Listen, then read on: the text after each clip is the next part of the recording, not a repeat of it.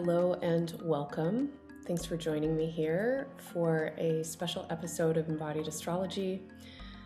My name is Renee, and I have just finished in the last 2 days or so recording horoscopes for the seasons ahead from Gemini through Virgo season. And I wanted to come on and do a special episode to give a little bit of a forecast forward, not just through Gemini season, but from this point where we are at the beginning of Gemini season, which is the midpoint between eclipses, through Virgo season into the next set of eclipses.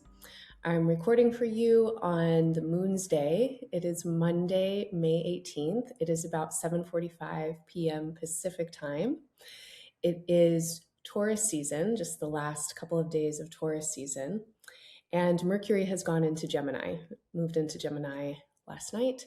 And today Venus has left Gemini, it moved into Cancer. Mars has moved into Taurus. They are sextile with each other, and they will be there for a good chunk of Gemini season. Venus will go into Leo, but Mars will stay in Taurus through the season.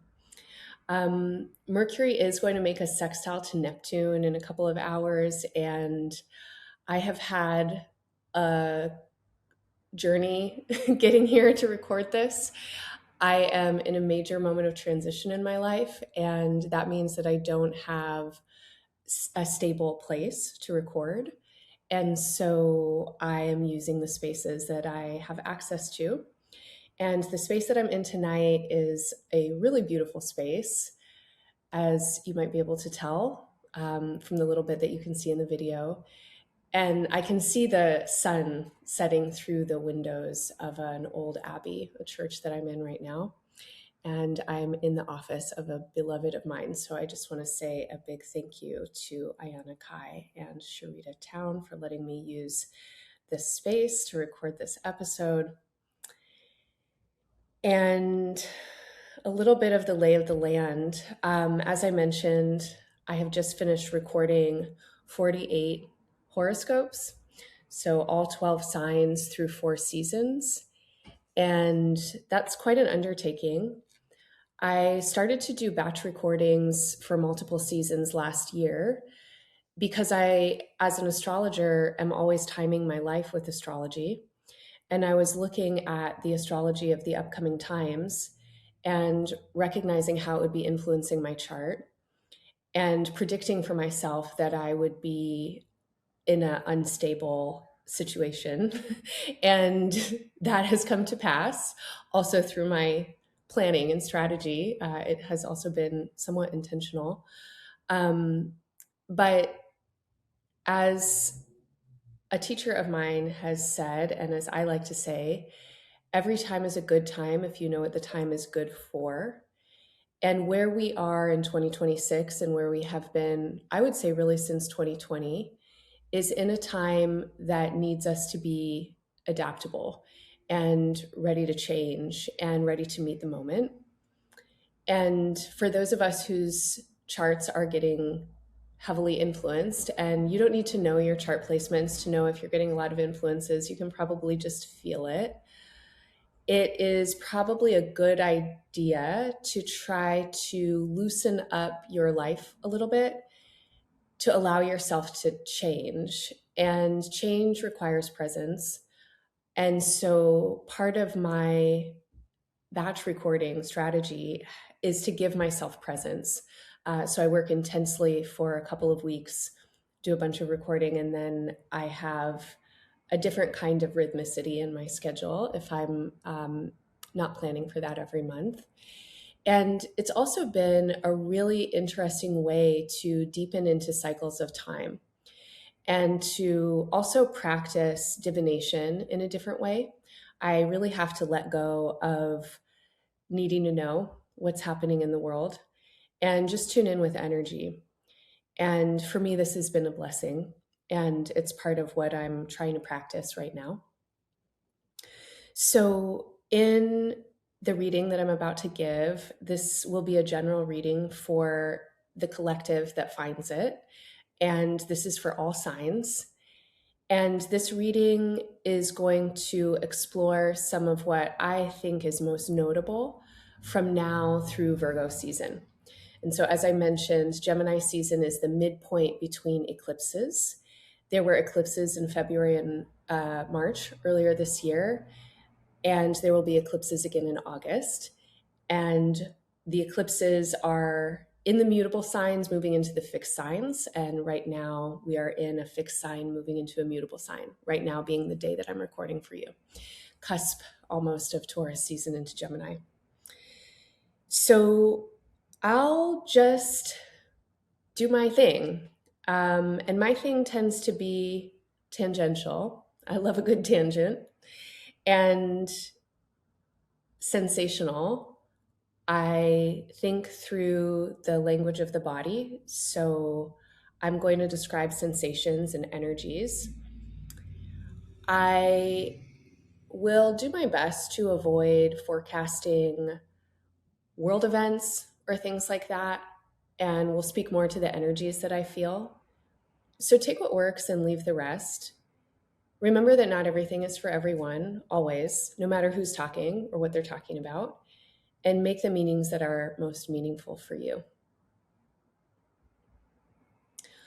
All right, so I want to start just by talking about the exceptional circumstance of the astrology in 2026.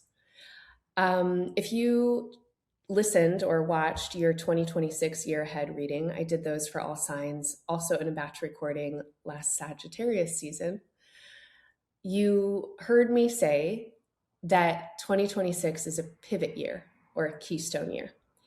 And astrologers for centuries have been forecasting and predicting 2026 to be a year of massive and profound change.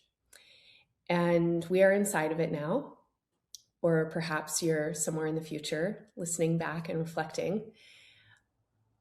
And indeed, it feels like a massive year of a lot of change. From inside of it, it may not be obvious that we are really at a pivot point and that things will be changing immensely, and that the world that we have all known over the last decades, however long we may have been here, is going to become a very different world. That's my prediction. I think that we are on the precipice of living in a very different kind of world. But the precipice in astrological time could be anywhere from 7 years to maybe 100 or so. I think within our lifetimes, we will definitely see really profound change. And in the next 7 to 17 years, following the transits of the outer planets currently, I think we will find that we are living in a very new and different world. In 2024, the outer planets started to change from earth and water signs into fire and air signs. And the first planet to change signs was Pluto. Pluto had been in Capricorn since 2008, and in 2024, it made its final ingress into Aquarius. Pluto will stay in Aquarius until 2043, in and out, in the last year or so, as outer planets do tend to retrograde back and forth between signs because they move so slowly. In 2025, the planets Neptune and Uranus also began to change signs. Neptune moved into the early degree of Aries and then retrograded back into Pisces. And Uranus moved into the early degrees of Gemini and then retrograded back into Taurus. And both of them moved into the new signs in the middle of the year. And then they retrograded back at the end of the year. And so 2025 started to have a little bit of taste of all three planets having moved out of earth and water signs and into fire and air signs. Neptune had been in Pisces since 2011, 2012. Uranus had been in Taurus since 2018. The outer planets are all planets that have fairly long orbital cycles. Uranus being the shortest orbital cycle at 84 years, which is about the life of a healthy human lifespan, or about the length of a healthy human lifespan, if we're fortunate enough to live that long. Neptune takes about a century and a half, and Pluto takes about 2.5 centuries to orbit the sun. And so their orbits are beyond our lifetime expectancies.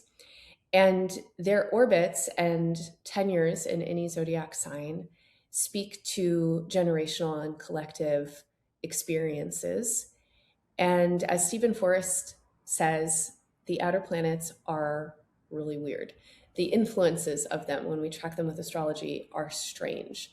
They're stranger than strange. They're weirder than weird. To try to fathom what they evoke is to stretch into the limits of our imagination and then to reach the capacities of our own imagination. The places that they bring us to in our personal consciousness as long-term transits are into the depths and into the falling apart and breaking away of our egos and illusions and delusions, into the dissolving of what we might think of as reality, and into some profound awakenings and hopefully deep and powerful transformation and liberation. On a collective level, the outer planets are describing the movement of time across generation and through society and culture. As individuals, and I think that as individual people, we're kind of like individual cells in one body. We're so small, and there's so many of us, and we all exist in our own locations. And we have only the perspective that we have. Um, there are many people who are very conscious and very awakened and very imaginative and very compassionate and can expand the limits of their perception. But none of us is capable of total perception in terms of everything that life on Earth has to offer us. So the outer planets are working through multitudes, and not only the human multitudes, but the environmental multitudes, the atmospheric multitudes, the plant and the animal life multitudes. And we are all affecting each other, and we are all changing all the time. And so the weirder than weird or stranger than strange exceeds and extends beyond human perception and consciousness and life. And I'm sure that it extends far beyond the earth and into the influences of space and the stuff that we're made of.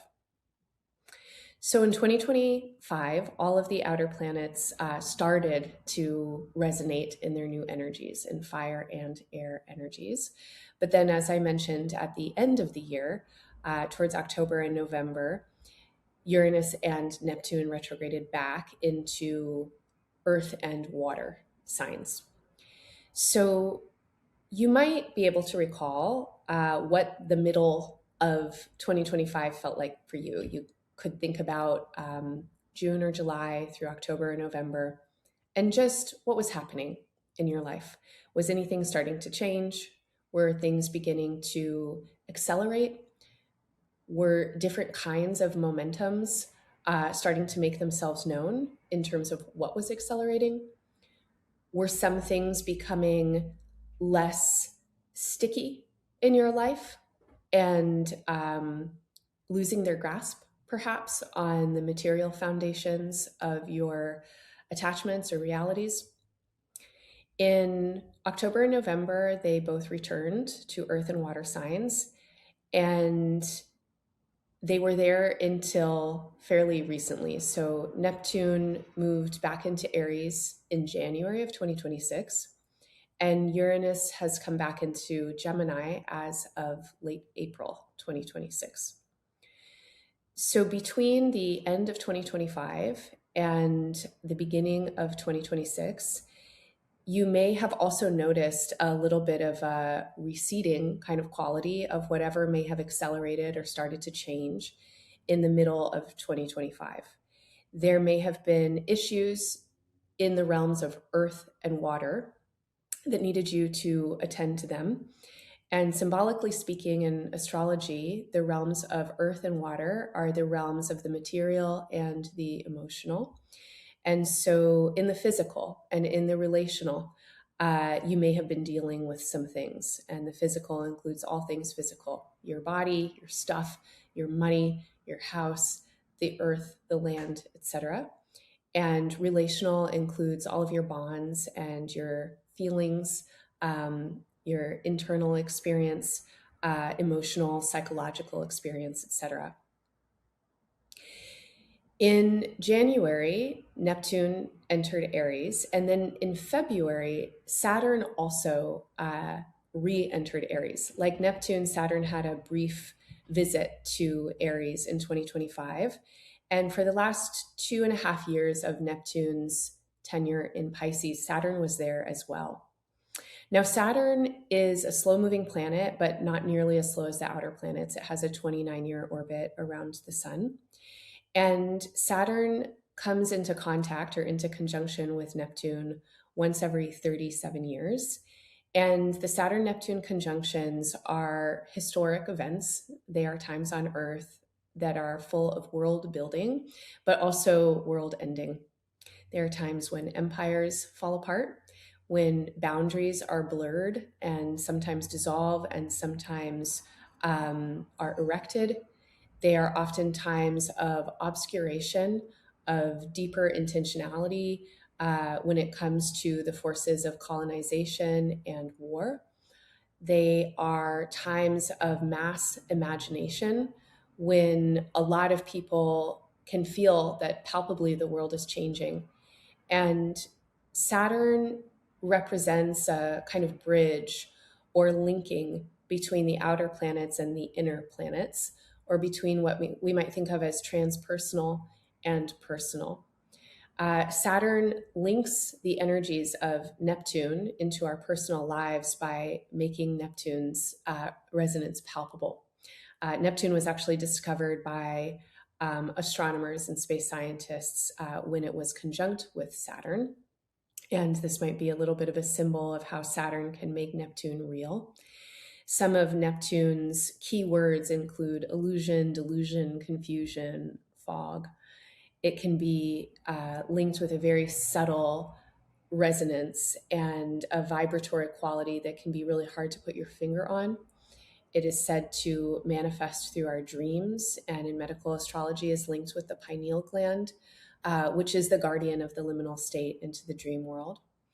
Saturn, by contrast, is linked to our skin and our bones and really brings us into the felt sense, into the materiality of our lives, into the obstruction sometimes of the density of our lives and the challenges that we face. But the thing about challenge is that it forces us to build strength. So when Saturn and Neptune come together, there are often experiences in our lives or in the world where it feels like there's a challenge to create a dream and make a dream reality. For many people, it may feel that the reality of the times is exceedingly challenging and requires an immense amount of fortitude to survive, if survival is possible at all. Um, Saturn and Neptune came together in Aries this year in 2026 on February 20th.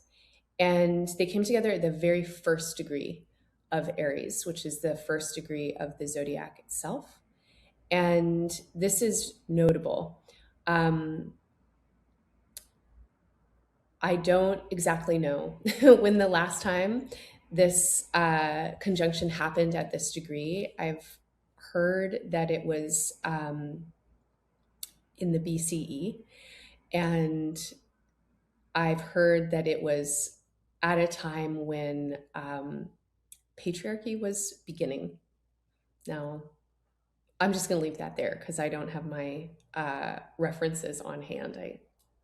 That's all that I've heard, and I can't remember where or who. The fact that these two planets came together at the very first degree of the zodiac is something that many astrologers have contemplated and marveled upon and have felt to be very significant. The first degree of the zodiac is a place where a new life emerges, a new beginning happens. It's the very first contact of a match with flint. It is the very, very beginning of the spark of life. And Saturn and Neptune had been moving very close together for about 2.5 years prior to that, through the last sign of the zodiac, through Pisces. And many people have felt that there is a dying of certain elements of the world right now. Certain worlds are dying. And certainly empires are dissolving. And particular dreams about what it means to be a human and alive on planet Earth are changing rapidly. So 2026 begins a new dream with Saturn and Neptune in the very first degrees of Aries. But these two are in contact with Uranus in Gemini and Pluto in Aquarius. And Pluto is the slowest moving body of all of them. And therefore, it's still in the very, very early degrees of Aquarius. And so, as Uranus comes into Gemini, the fastest moving, with the exception of Saturn, it is starting to catch up by orb of degree in aspect to a trine with Pluto. And a trine is a 120-degree aspect, and it typically happens between planets in signs of the same element. So Uranus in Gemini is Uranus moving through an air sign, and Pluto in Aquarius is Pluto moving through an air sign. Gemini is mutable air or movable air, and Aquarius is fixed air. But air talks to air. The breeze becomes a wind fairly easily. And the outer planets in this configuration can work very fluidly with one another in terms of their influences. They are not obstructing each other, they are strengthening one another's influence. Gemini and Aquarius are sextile with Aries, and that's a 60-degree aspect. Aries is a fire sign, and fire and air are complementary energies. They are both considered to be yang energies. They move up and out. The sextile aspect is a lending aspect, it's complementary, it's catalyzing, and kind of like good friends, might egg each other on, especially fire and air friends might encourage each other to get bigger, bolder, louder, take more risks, try new things. That's kind of how these energies are working together. So Pluto in Aquarius is bringing the energy of the underworld. This is Pluto's symbolism. Into the sign of the masses or the many. This is the symbolism of Aquarius. And Aquarius also is often associated with technology. And in particular, the elements of technology that can change mass consciousness or mass groups of people, and the way that groups of people can adopt or embody a group mind. Pluto, as a symbol of the underworld, invites us to explore the ideas of dying, death, transformation or composting, and then regeneration, recomposition, and ultimately rebirth. So a Pluto process is meant to bring us through a deep underworld process. It's meant to help us break down what is no longer in service of life. It's meant to help us compost.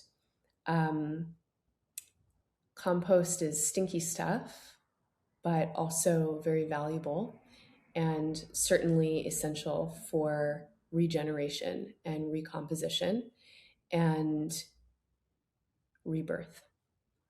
So the process that we can tune in with in the masses right now, in the collective of humanity, and also in the way that humanity is becoming linked in different ways through technologies, through communication, whether that is linked through surveillance technologies or linked through the ways that we're sharing information with one another, or both, and many other ways that we connect including psychic connection, including generating group resonance in different ways and influencing each other in different ways. We are in for a time between 2024 and 2043 where our consciousness, this is an Aquarian word as well, will be taken through a transformative journey. And it seems to be true, at least in my perspective and what I've learned in my somewhat short life and observation, that it often takes the worst to bring out the best, at least in the current iteration of humanity. It's my belief that we're born into our best, and it's my observation that many of us are taught to forget that fairly quickly. And the process of remembering can sometimes be brutal and deeply heartbreaking and full of tragedy. The forces of forgetting how we can be our best and how we are our best are forces that are deeply ancestral and long-standing, ancient, twisted karmas that we're all a part of, that are thousands of years, if not tens of thousands of years deep, and moving through our genetic codes and consciousness. And in this particular iteration of human experience, really seems to be coiled around the forces of colonization, which have displaced many of us. I think probably all of us being the humans, at least on some level. So even for those who are lucky enough to still have ancestral memory and connection to the land and to their people who have come from that land, the land itself has been harmed, at least through the interpermeation and interweaving of the elements of the water, of the air, and also the migration and the movement of peoples.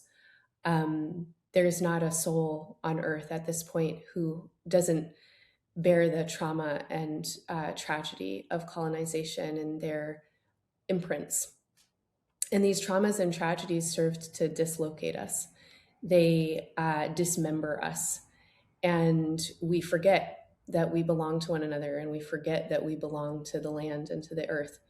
And that creates a real division in terms of how we're able to locate ourselves inside of community and place. And it really strengthens the worst parts of our egos.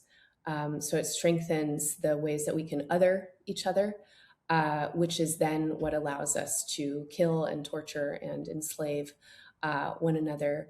And that's really gotten us, in my opinion, pretty far away from the best that we can be.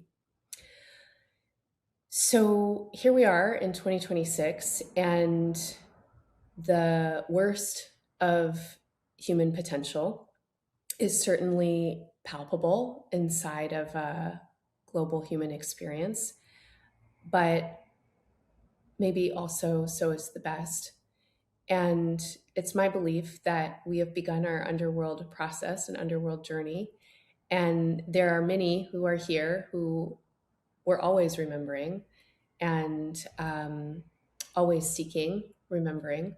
And there are many who are awakening now to remember what they always already knew, which is connection. So we are interdependent and infinitely connected beings. We don't breathe without each other. We don't eat or drink or have any kind of consciousness without relationship in multidimensional, multi-directional ways.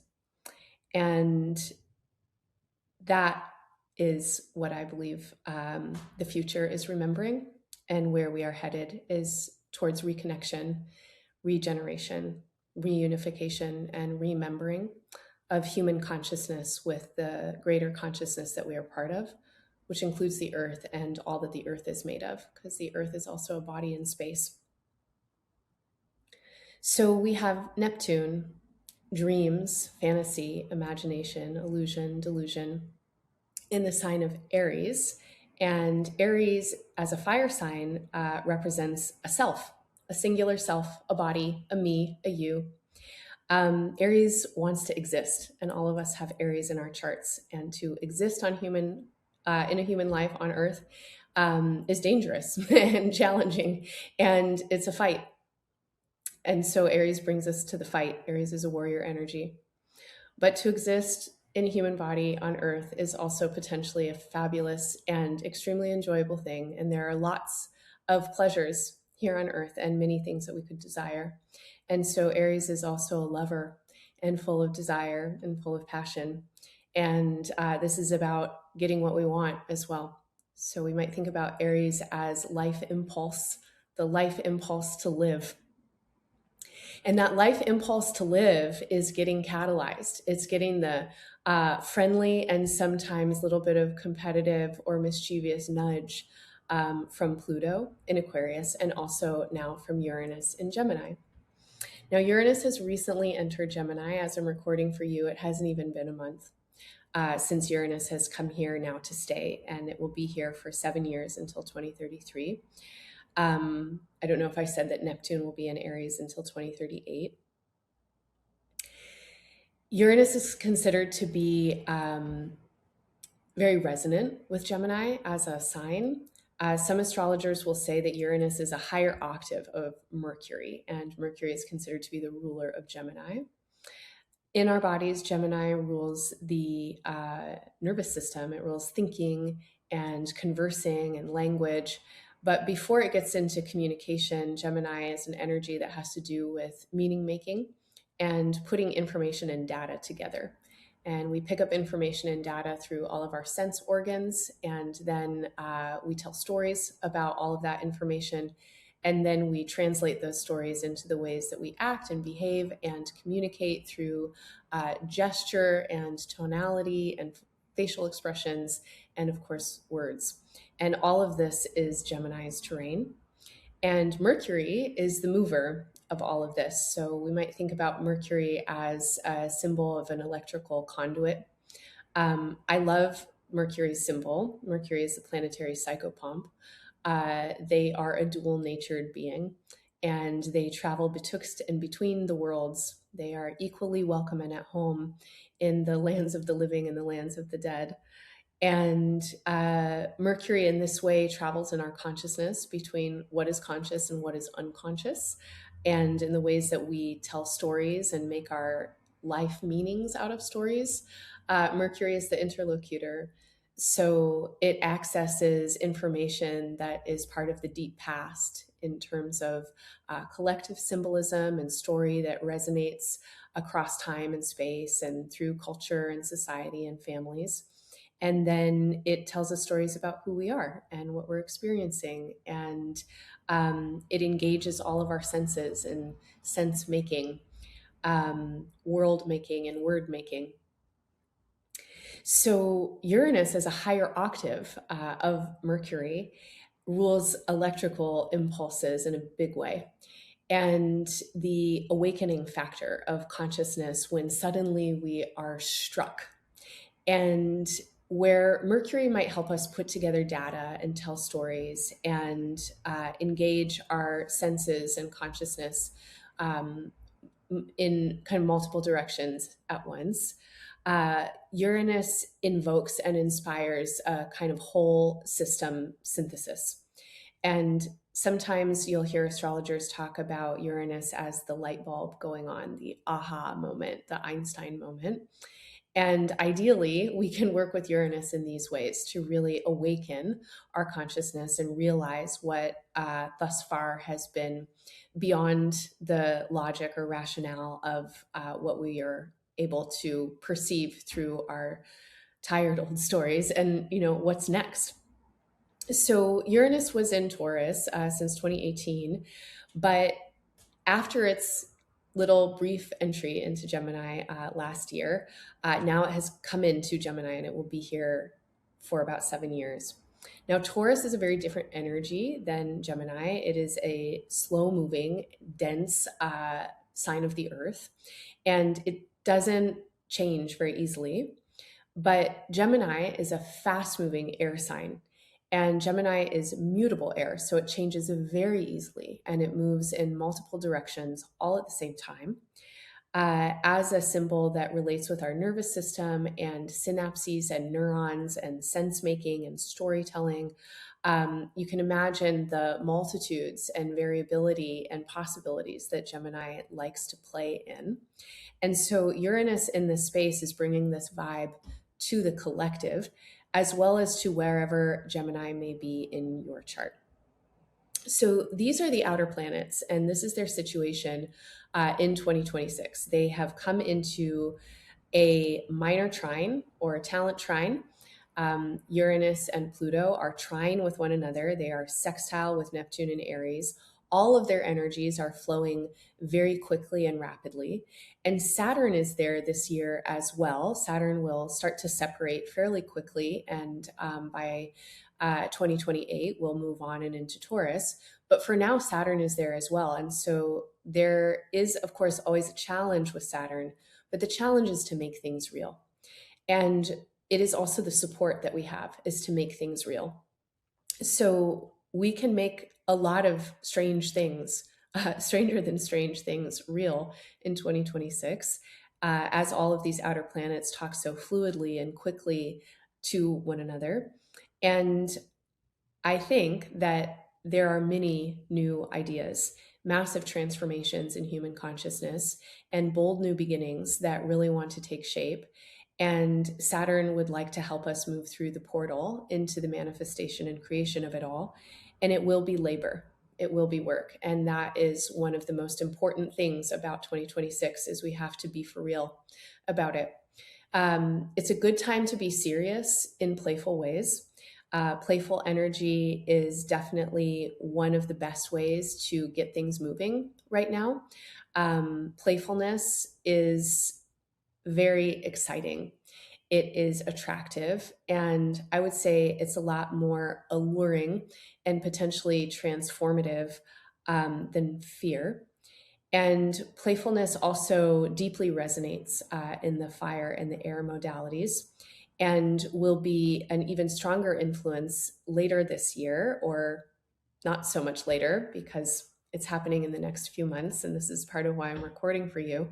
But this influence will continue to strengthen and become even more palpable and bold and accessible as Venus and then Jupiter go into Leo, and the eclipse axis changes out of Virgo and Pisces and goes into Leo and Aquarius. So I'll just say that the eclipses have been in the signs and the seasons of Pisces and Virgo for the last 2 years or so. I'm recording for you in May of 2026, and we've had eclipses in Pisces and Virgo since September of 2024. Eclipses tend to wobble between signs. And so we'll continue to have eclipses in Virgo and Pisces until early in 2027, February of 2027, we get the last one. But I'm going to get there in a second. Okay, so this is the groundwork. This is the frame that we're working inside of, is these outer planets. And now I want to talk to you about the seasons that are coming up. And I'm going to talk about Gemini through Pisces season. And what I want to focus on are the stimulations or the activations of the outer planets. So there's a lot that's going on in terms of mundane astrology that is other than this. And I did my best to break some of it down in the season ahead readings I do for each sign. So check out your mini readings, your horoscope readings. But right now, I just want to think about what the outer planets are kind of getting fed by when it comes to contact with each other and contact with the inner planets. I'll also talk about the eclipses, and then I'm going to get into thinking a little bit about the retrogrades and one other movement that feels pretty important to talk about this year. So on May 18th, it is the cusp of Gemini season, and Mercury has just moved into Gemini, and the Sun will move into Gemini in 2 days on May 20th. As Mercury moves into Gemini and then the Sun, they immediately come into contact with Uranus.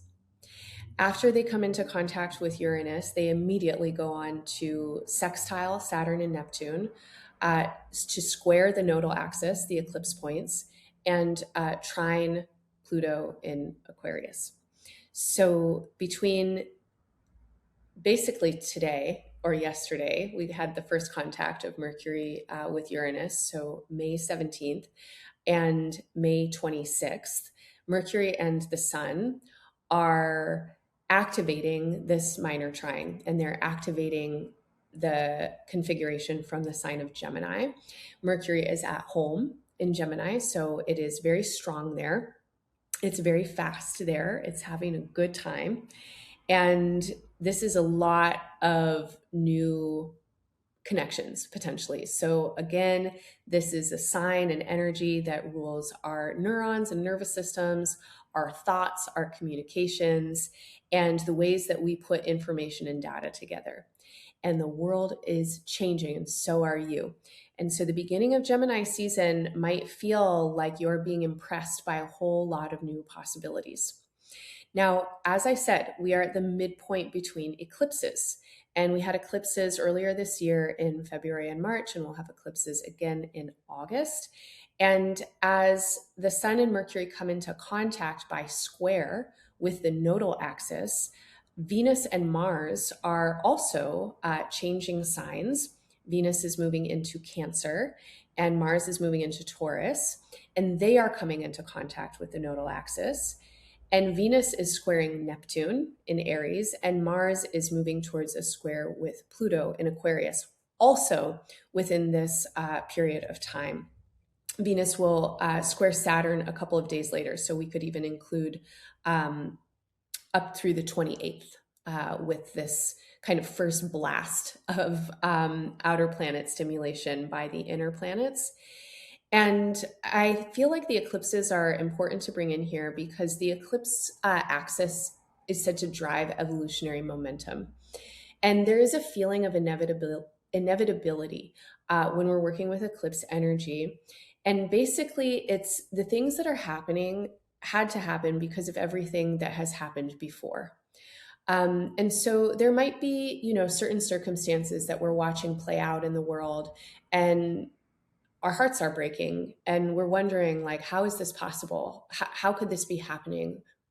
And if we bring in a framework of what has happened in the past, then we can understand how it's happening. It's happening because of everything that has created it. So there is no world leader who has arisen in a vacuum.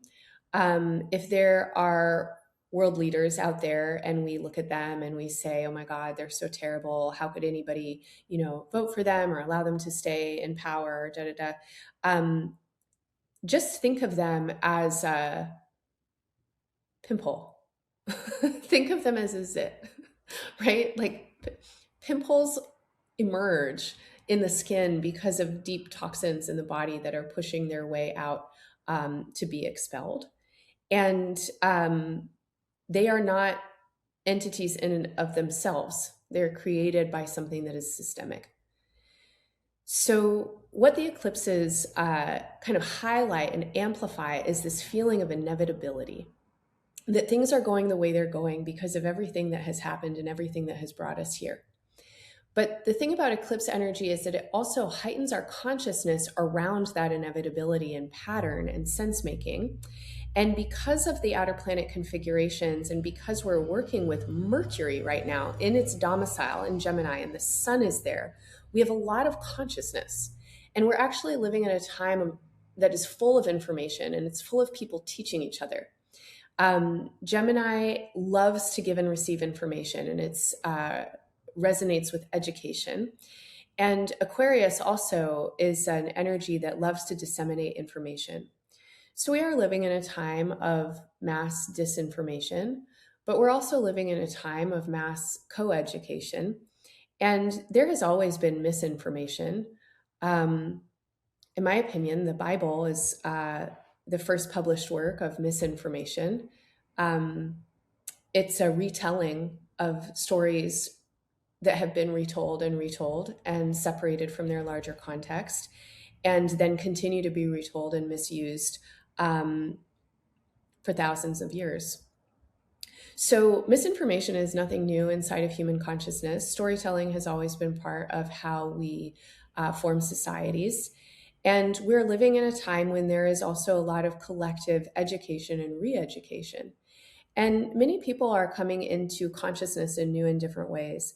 And though things like social media and the internet can be really disturbing and distracting for human consciousness in many ways, I don't think anything is purely bad or good. Nothing is a binary. And in many ways, in my opinion, I think that these technologies of information and education have been profoundly liberating and awakening for many people and are serving a particular kind of new coherence and ability to come together across differences and distances that we couldn't previously transcend.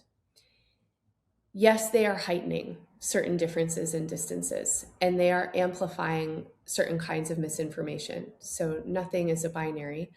But there are mass movements that are building. And these mass movements have to do, in many ways, with awareness of how we got to where we are, and also with the consciousness that we can change things. And the idea that we can change something in some ways is a remembering of human potential. Because in our not so recent past, and also in the very recent past, many humans have thought we couldn't change anything. We thought this is just the way that things are, or this is the way that God made it, or this is the way that the government says it has to be, or because you're this gender, you have to be this thing, or because the law says this thing, then it is true.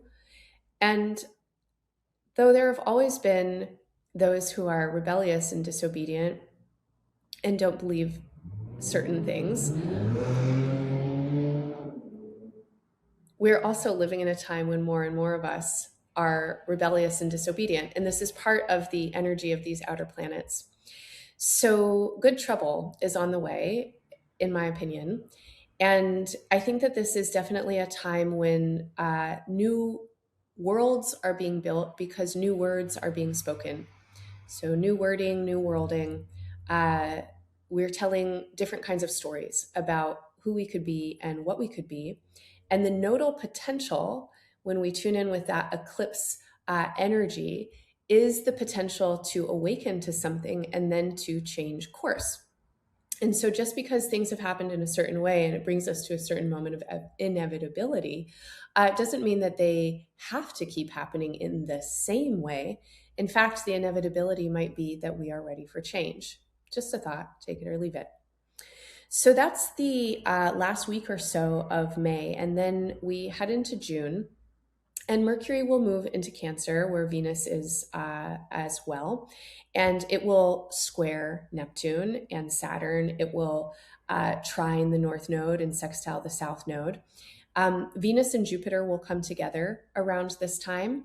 And the nodal axis will square Uranus in Gemini. So, I'm going to talk a little bit more about Venus and Jupiter coming together and Mercury and Cancer later on, but I do want to presence them here. But we'll put a pin in it and come back. Let's focus on the nodes squaring Uranus. This is good mischief. This is good trouble, potentially. And this is also a real activation of change. In your personal life, you might think about the stretch of time between late 2024, September of 2024, and the current moment. And if you are in the future already, remember these eclipses stretch into February of 2027. And contemplate the Virgo Pisces axis in your chart or the mutable cross in your chart. If you don't know what any of that means, just think about how things have been changing. And you might consider, in particular, themes that have to do with letting go of perfection, having different kinds of awareness about how you might separate or divide your consciousness and your storytelling, and perhaps becoming more compassionate or accepting or imaginative or intuitive. This could be a period of time that has softened some things. And in terms of softening things, it may have softened the order, it may have softened the hold in your material life and started to dissolve some things. Uh, it could feel like as things dissolve, they are becoming more confusing. Um, this word, as a friend reminded me recently, means to be with fusion. So lots of overlap in terms of many things being layered upon one another. And in the complexification, maybe harsh or strict delineations of certain kinds of ideas or organizational strategies inside of your life or your consciousness are kind of falling away. Then Venus will move into Leo right around the Gemini new moon, which is on the 14th of June. And as Venus moves into Leo, it sextiles Uranus, trines Neptune, and opposes Pluto. And that's between the 13th and the 17th of June. So Venus is a love nature and aesthetic quality, and Leo rules the heart. And Venus in Leo really likes a party.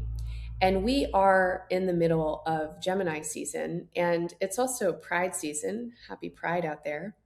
Um, I'm just going to say that joy is one of the most contagious forms of resistance.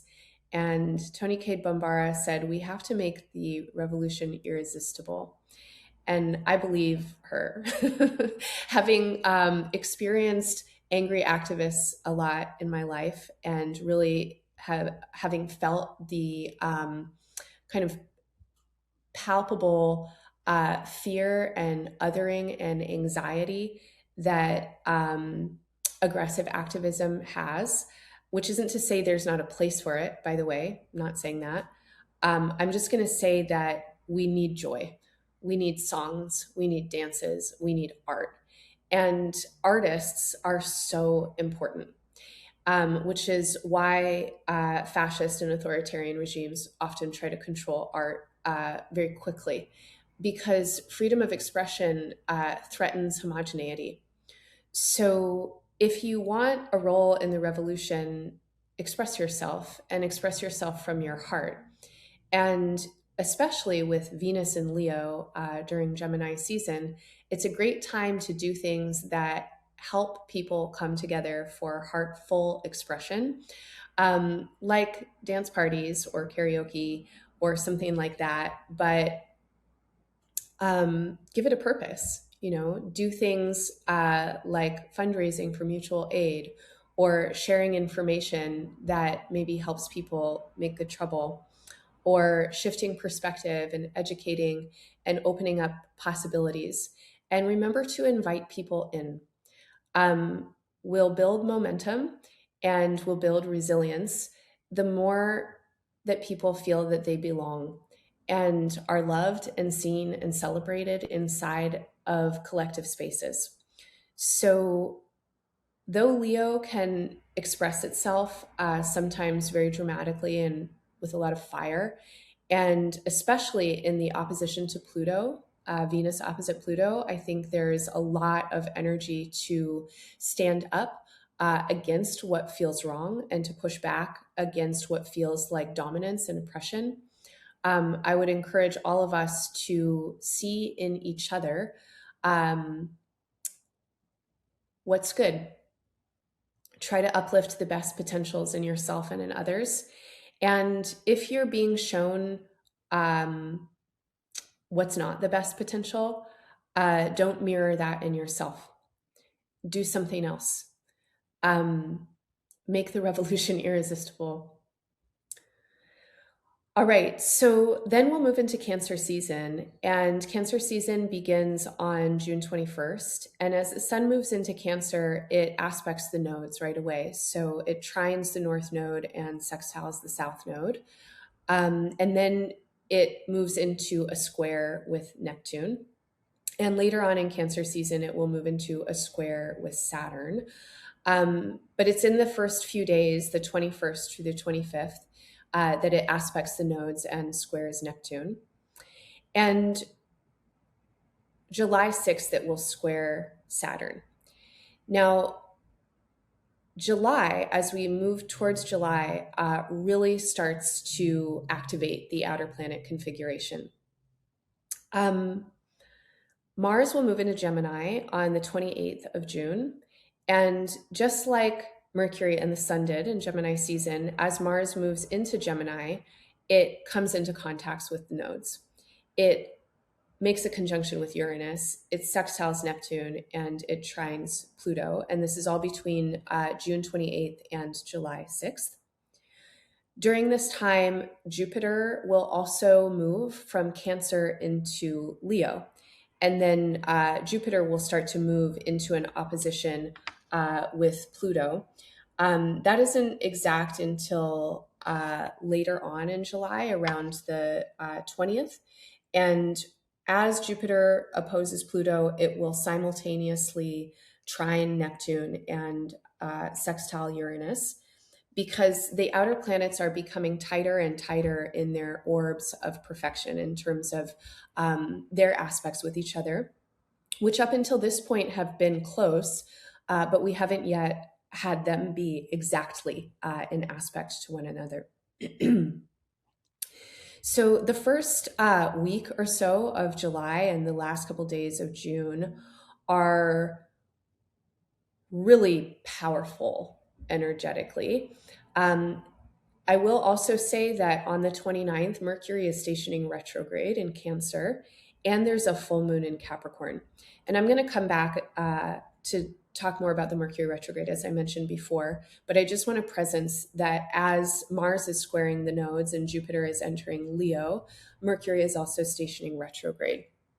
And when a planet stations, it tends to be expressing itself most intensely.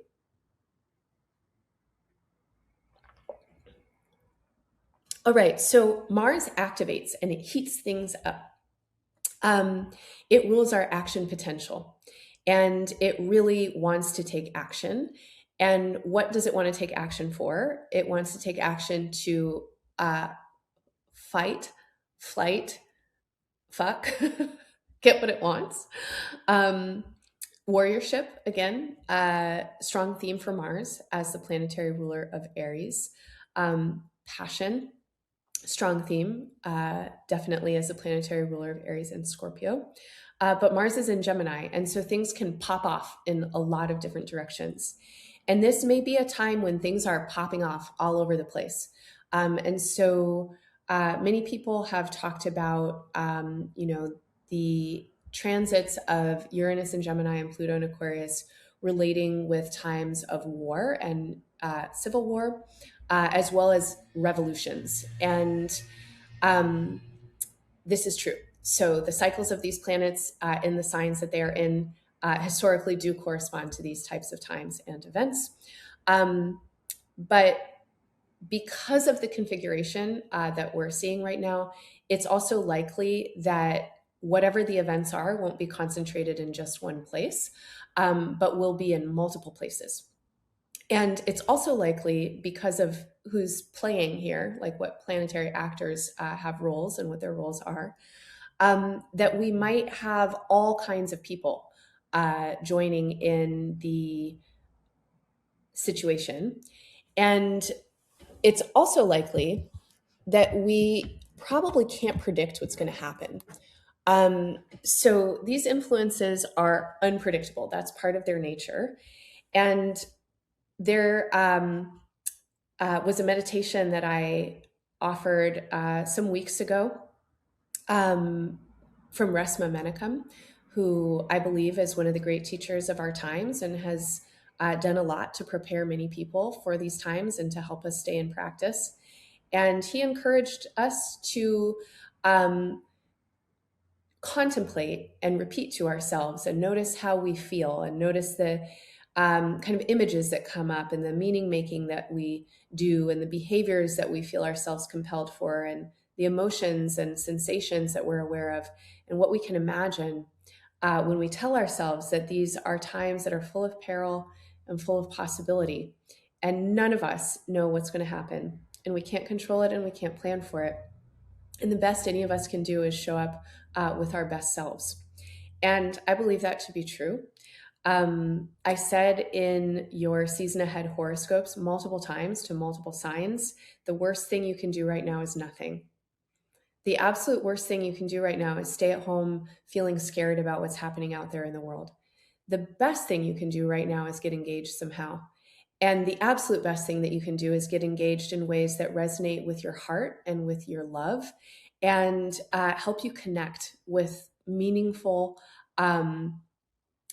energies, whatever is meaningful for you. Make the meetings that are most meaningful for you and act for what you care about and act for what you want to see survive and thrive and act in ways that your future self will feel proud of, right? Show up for your best potentials. And Jupiter is moving into Leo at this time. And wherever Jupiter is, it magnifies and expands our possibilities and potentials. And it asks us to show up with our biggest gifts. Leo, again, is the sign of the heart. And Venus is here at this time as well. And so we have big heart enlargement around this time, huge love. Leo is also playful. And as I said already, loves a party.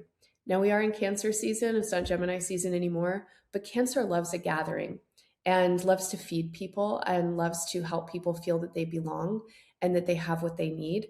So this is a very powerful time to extend love, to extend solidarity, and to feel into yourself the ways that you can practice your own belonging. Include yourself. Don't speak to yourself in ways that belittle yourself or expect perfection. There's no such thing. Show up with your best self. You're going to make mistakes. You don't know how to do everything, and you certainly don't do anything perfectly, probably, because you're a human being and you're not meant to. But that's why we all need each other, so we can fill in each other's gaps and we can help one another play to our strengths and also support each other in the places where we are a little more weak or fragile. And in all of those places, we want to uplift and celebrate our potential, as well as helping each other be accountable to what we don't see, the impact that we might be unaware of, and where we can honestly improve. So, Jupiter is an energy that really wants us to rise to our best occasion. And that means to be in our own integrity and to practice ethical behavior. And to be ethical is to be honest, in my opinion, and to really be able to feel into our love and to feel into the truth of how we know we're acting, right? You know when you're acting from your heart. You know when you can feel proud of yourself, and it is easier and easier and easier to know that the more you love yourself. So, as we move into the month of July, it is a very, very powerful time astrologically, and a lot is happening. A lot is happening. Mars and Jupiter, especially, are activating this outer planet configuration. And things will probably be popping off all over the place. And things could include environmental things and climate things. This is a lot of energy in the air and fire elements. Mercury is also stationing retrograde in a water sign. It's a full moon in Capricorn, a sign of very deep earth and structures. But things could also be popping off in the human realms in terms of events and happenings and movements and revolutions and revelations and all kinds of things. So, the best thing that you can do is to get engaged with what you care about the most. The worst thing that you can do is keep yourself small and stuck and not moving. So, don't do that. Neptune stations retrograde on July 7th. This is just around the time the sun squares Saturn. And as the outer planets go retrograde, which they do for several months a year, their energies intensify. So Neptune in Aries is wanting us to dream a new dream of what it means to exist. And the dream of human existence has always been a dream, right? There is this feeling of unreality inside the reality and the very fragile, ephemeral nature of human existence that none of us can really explain.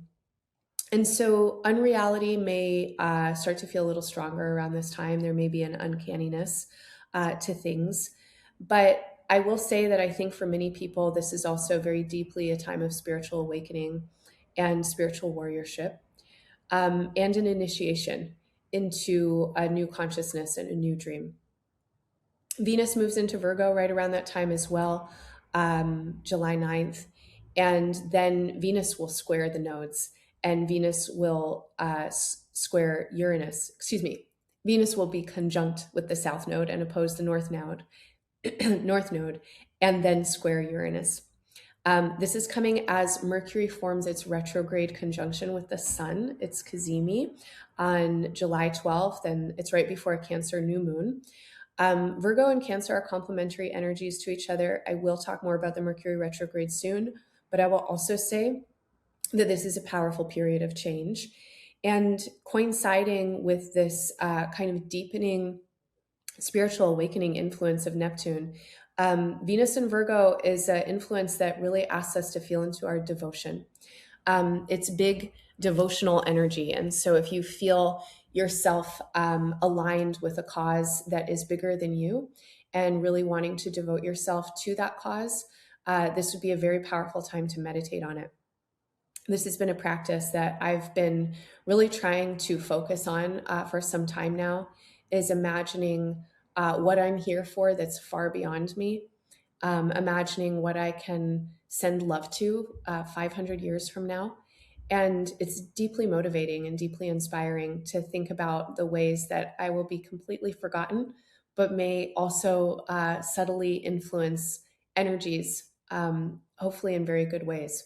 So allow yourself to be creative and imaginative, but again, take action for that which you most adore and want to see thrive and flourish, and devote yourself to it. As we get into the middle of July, the outer planets begin to perfect their aspects with each other. So between the 15th of July and the 24th of July, we have Uranus perfecting its sextile with Neptune and trine with Pluto. That's the 15th to the 17th. And then Pluto and Neptune perfect their sextile around July 24th. Now, these aspects will go in and out of perfection over the next several years. So this isn't the only time these are happening. The three of these planets will be in this aspect pattern by sign until 2033, when Uranus leaves Gemini. By orb, I believe it's until 2030 by like a 10-degree orb of influence. So we have some years of really working with these powerful agents of change. The sextile between Neptune and Pluto has been an ongoing aspect pattern since the 1940s, and it will continue through the 2040s. So we'll get the end of that aspect pattern. They'll start to separate from each other in 2042. Make of that what you will. But this is a long time, right? This is a century in the making of the divine being of dreams and imagination and delusion working in a very catalyzing, very lending influence with the divine being of death, dying, transformation, and regeneration. The 1940s were the beginning of the nuclear age, just as one possible location for that time. And certainly weapons of mass destruction have been a main theme of this particular cycle. But that's not the only cycle that's been at work. So make the meanings that are meaningful for you. The end of July, though, is a really intense time in terms of outer planet contacts. Jupiter will also be making its contact with the outer planets between July 20th and 22nd, trine with Neptune in Aries, opposing Pluto in Aquarius, and sextile Uranus in Gemini, right before we move into Leo season. And the sun moves into Leo and then immediately starts to oppose Pluto in Aquarius and trine Neptune and sextile Uranus, and then forms a conjunction with Jupiter, which perfects on July 29th, which is also a full moon in Aquarius, and therefore the moon is conjunct with Pluto and trine with Uranus and sextile with Neptune. So July is pretty intense in terms of outer planet energies being amplified, activated by Mars, and enlarged by Jupiter. And then really brought into a lot of consciousness and focus by the sun and the moon as we approach the full moon on July 29th. This is also when the nodes, the eclipse points, will move into Aquarius and Leo. So the nodal axis travels backwards and eclipses get a little bit earlier every year. And they are moving out of Virgo and Pisces and into Leo and Aquarius, South Node in Leo, North Node in Aquarius. And we'll have eclipses in Leo and Aquarius seasons through the early months of 2028. We had our first solar eclipse in Aquarius, February 17th of 2026. You might think about that time and where Aquarius is in your chart, or what you see Aquarius reflecting in a collective sense. Again, the people, information, consciousness, and the North Node, inevitability, things happening. And then this is also when Saturn is stationing retrograde.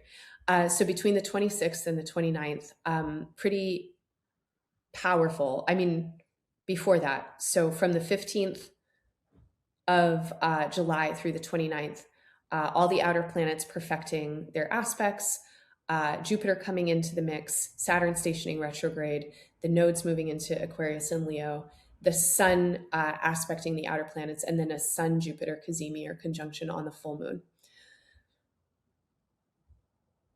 It won't be boring. At least there's that. I think that's a curse.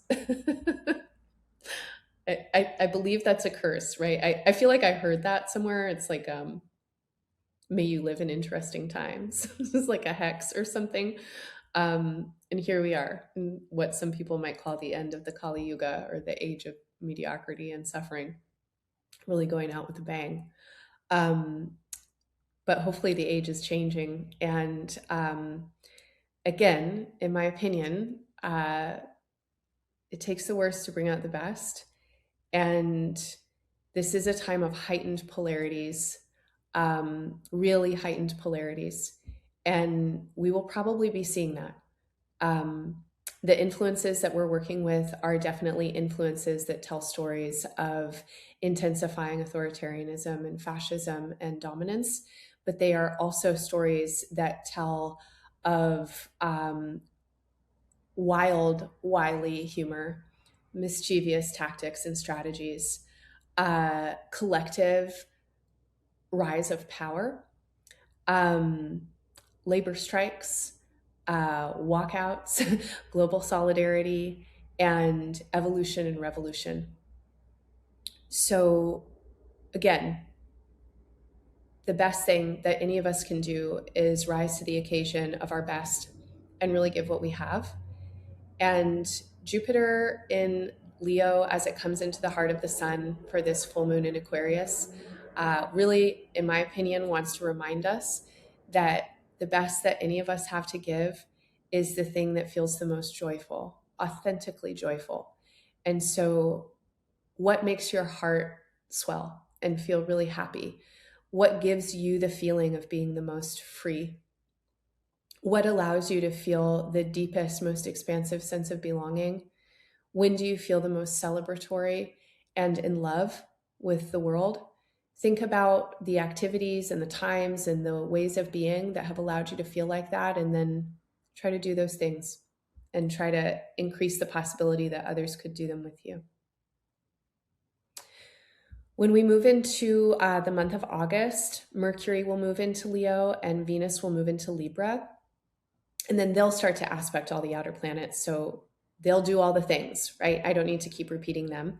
And Mercury will be sextile with Venus on the 13th of August.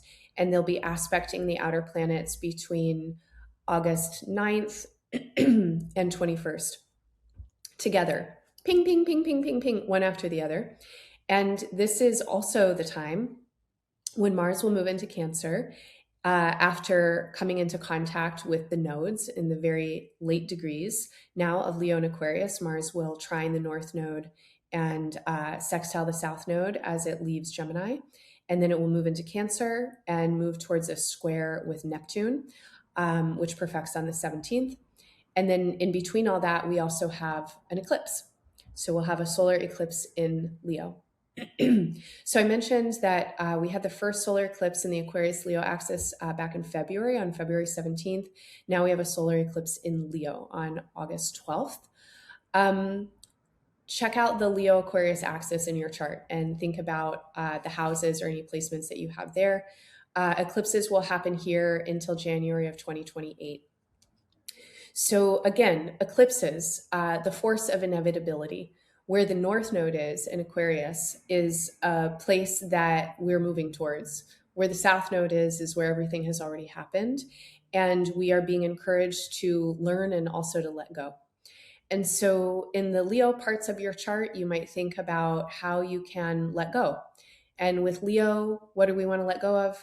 Ego. We want to let go of arrogance. We want to let go of showboating and false performativity.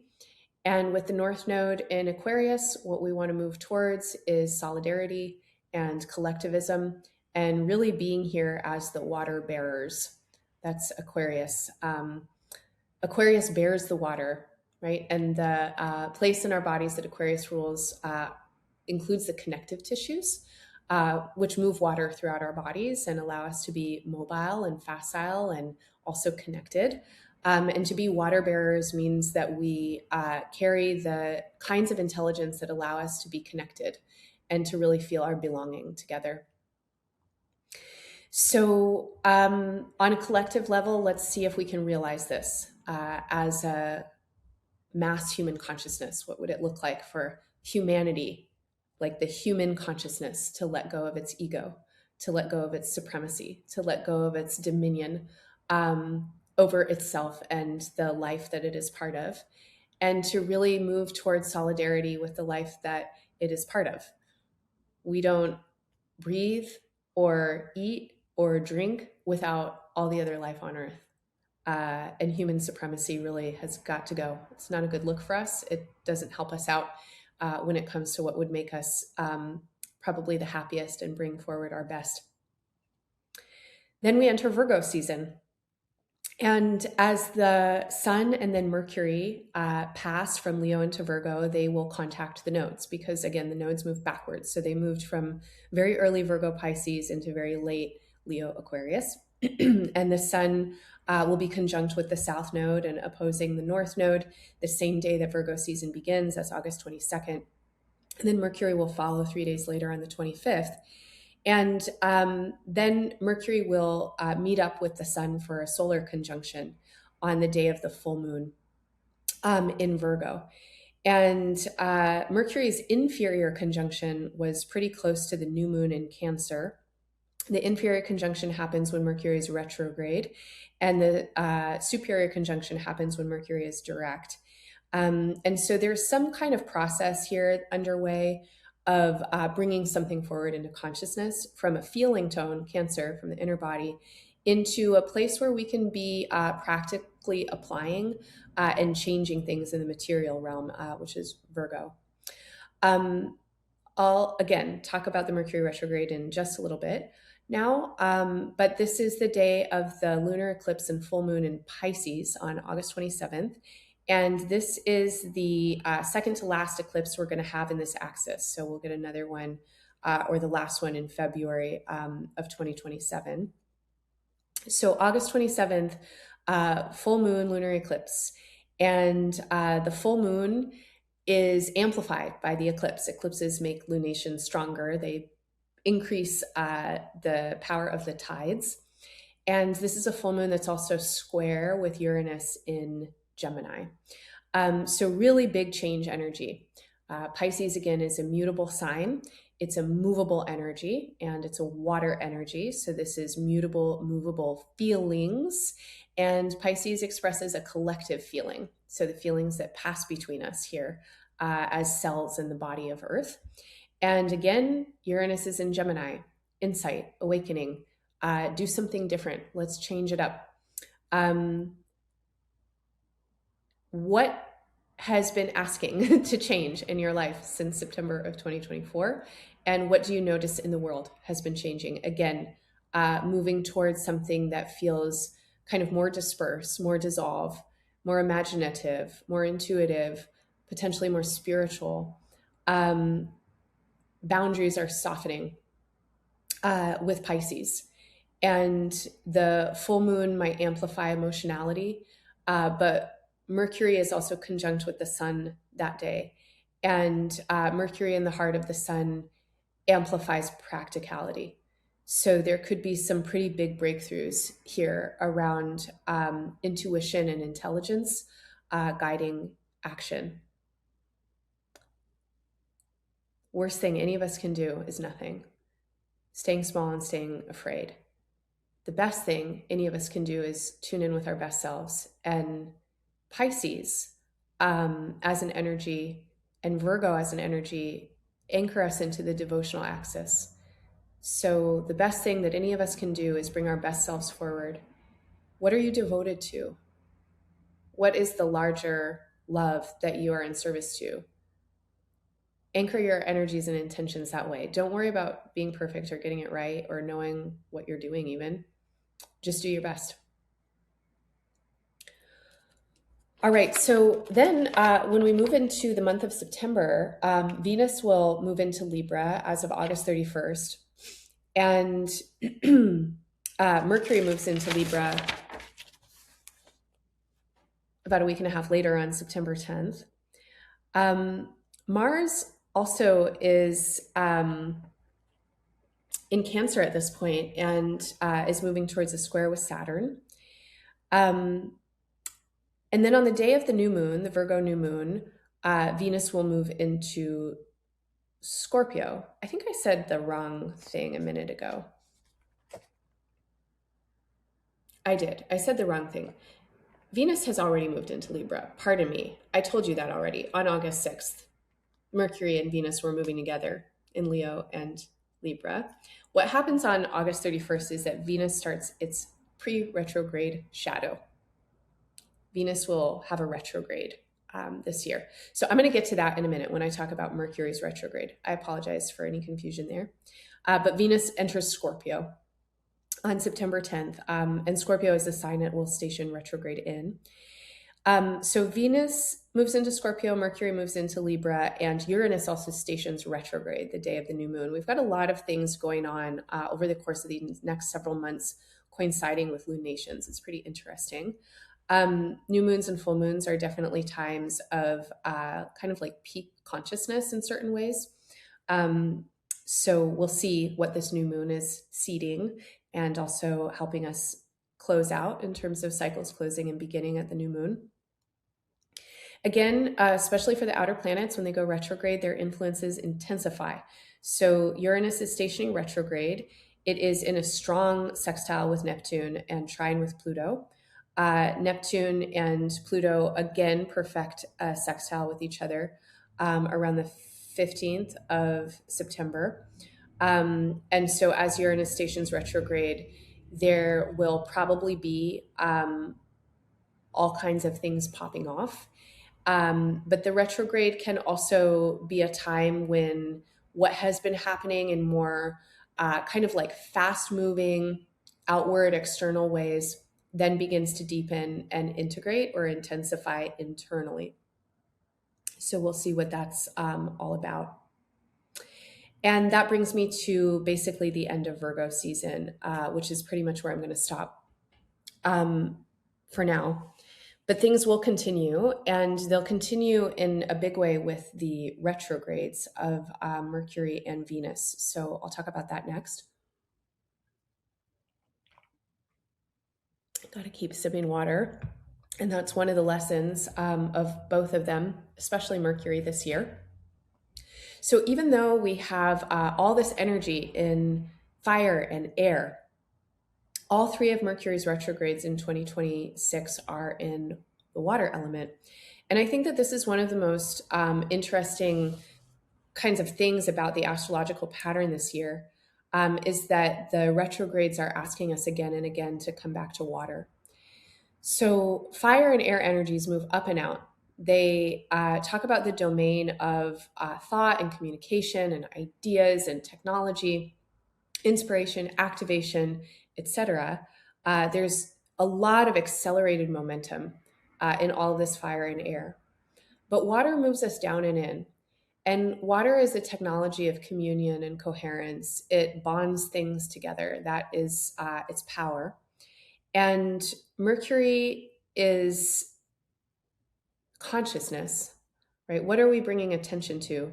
Again, it is a storyteller, and it moves betwixt and between the worlds, between what's unconscious and what is conscious. And it helps us bring new language, new words, and therefore new worlds into our awareness. And so this constant dipping back in and retrograding in water, for me, feels like remembering. Mercury retrograde periods or any planetary retrograde periods are supported by practicing RE prefixing. Retrogrades are nothing to be fearful of. I think there's something to actually be celebrated and worked consciously with. Every time is a good time if you know what the time is good for, and not every time is a good time for moving forward as if you know what's going on. And retrograde periods, especially Mercury retrograde periods, are great times for reflecting, for remembering, for remaining, for returning, for rethinking, for retreating, for resting. These are periods of time when we might feel more sense of unknown. And so again, the consciousness function or the cognitive function, the ability to put information together is going backwards. And Mercury is known as being a trickster. And one of my favorite stories about Mercury or Hermes is how he plays a trick on his brother, who has a bunch of cattle, and he turns all the cows' feet backwards.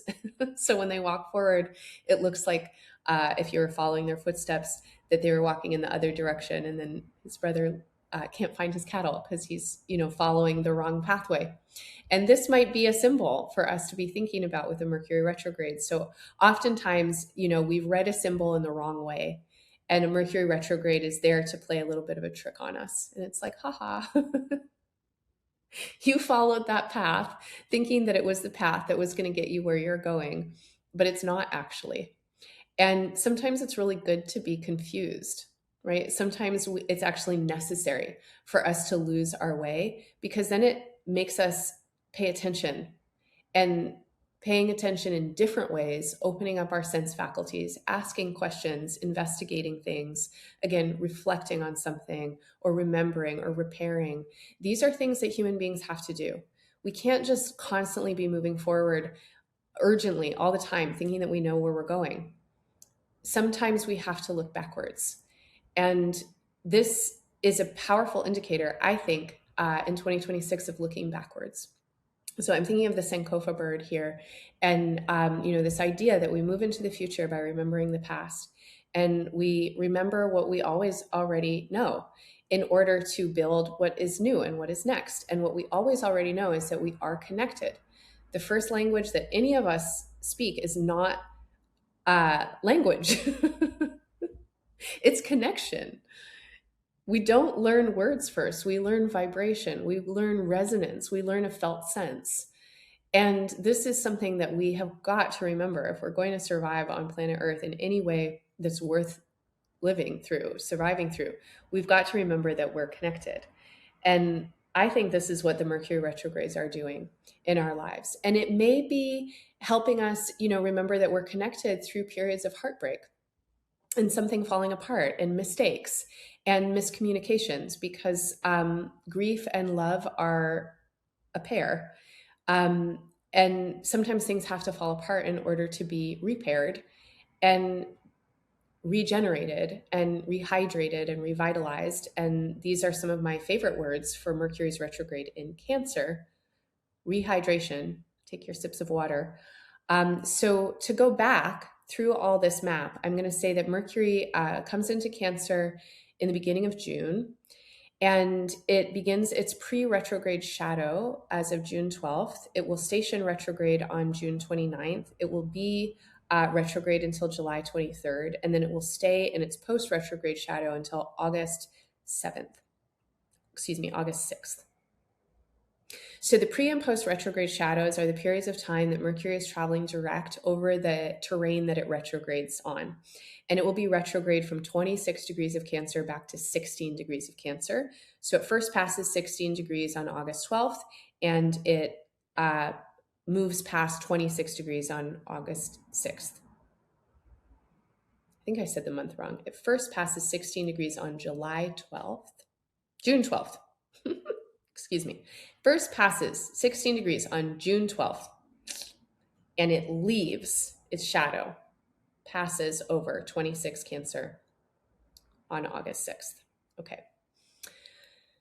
So Mercury enters Cancer as of June 1st, and on June 9th, Mercury will square Saturn on its way to entering its shadow. And June 9th is also the day that Venus and Jupiter are conjunct in Cancer. So this is before Venus and Jupiter come into Leo. This is just a couple weeks from now, from when I'm recording for you. June 9th is a powerful day of alignment. Venus and Jupiter are considered to be the benefics of the planetary pantheon. Wherever they go, they bring gifts and opportunity and wealth and good fortune and good feelings. And Blair Bogan, who's an astrologer that is going to join me for a conversation on June 13th, me and Alice Sparkley Cat and Alicia Mauji, check the show notes, stick around, I'm going to tell you more about events. But Blair said in their 2026 year ahead that I listened to, we can't let the world ruin good astrology for us.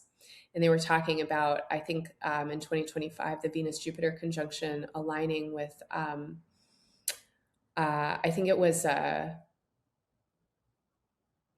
like an ICE occupation in Los Angeles. And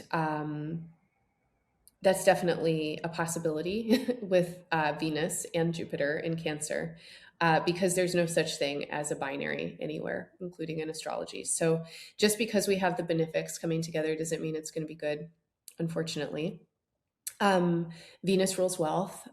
Jupiter can be associated with bureaucrats and all kinds of ideas about what's right and what's wrong. And Cancer is a sign that can be very enclosed in its ideas about who belongs and who does not. And there can be weaponization of these energies as well as great potential. But I'm going to say that the worst thing any of us can do is not do anything because we're afraid of what's going to happen. And the best thing that any of us can do is what the best thing is that any of us can do, which is completely up to each of us. The day that Mercury begins its pre-retrograde shadow is the day that the nodes square Uranus. So we're in a time of definitely a lot of change, and there's a lot of turbulence around this time. And then as Mercury is in its retrograde, Jupiter moves into Leo. We'll have Mars squaring the nodes. Mars will move into Gemini. It will do its whole dance with the outer planets. So there is a lot of activation. Venus is in Leo at this time as well. So there's a lot of things that are moving around. There's a lot of noise. There's a lot of mayhem. There might be a lot of new connections and exciting types of things. There may be a lot of parties to go to. We are still in Pride season for part of this period of time. We are headed into the middle of summer, the thick of summer. For those of us in the Northern Hemisphere, things are getting real hot. There's a lot that's moving, and there's a lot that's growing. When it comes to kind of larger collective momentum as Jupiter moves into Leo. Again, that's the day that Mercury stations retrograde on the 29th of June.